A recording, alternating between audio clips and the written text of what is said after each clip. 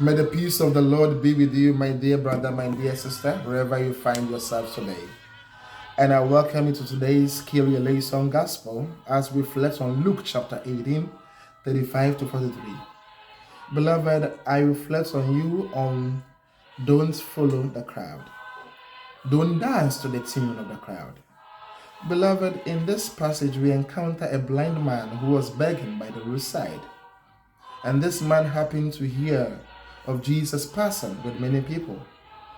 And so he asked that Jesus, the son of David, would have pity on him. But the crowd which were following Jesus said to him to keep quiet because he was disturbing and the man was passing. But this man kept yelling the more, calling the more, Jesus, son of David, have pity on me. When he was heard by Jesus, Jesus asked that he be brought to him. And then those people whom initially asked him to keep quiet, some of them brought him to Jesus, where Jesus asked him, what do you want me to do for you? And he said, Master, that I may see. And Jesus said, have your sight. Your faith has saved you. Beloved, reflecting on this, I asked myself, imagine that if this man had danced to the tune of the crowd. Imagine if this man had followed the crowd to keep quiet to let Jesus pass by. Imagine if this man would not even continue calling the name of God to save him. His breakthrough was the fact that he didn't succumb to the pressures, to the calling of the crowd, but rather he continued calling Jesus to have pity on him.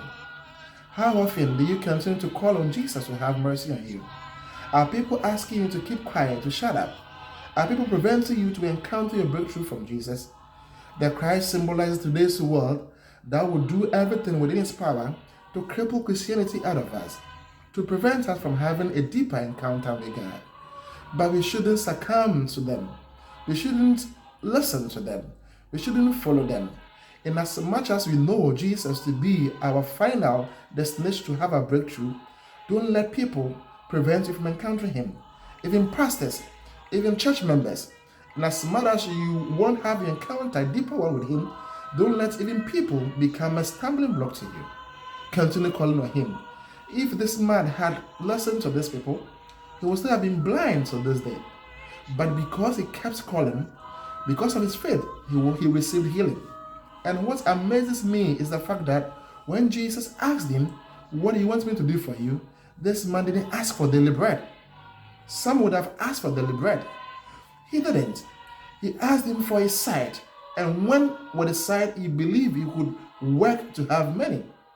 Some would ask for just something to eat just this day. But this man didn't do that. Beloved, so we need to understand the fact that we must not dance to the tune of the crowd. We must seek to rise beyond them. There are some people who have beautiful ideas, beautiful business ideas, but they would share with the people and they are asked not to carry them out and they follow them. And the ideas are kept with them. At times, you will be surprised that those whom they share the ideas and they were asked not to practice, those who ask them not to practice will be practicing them.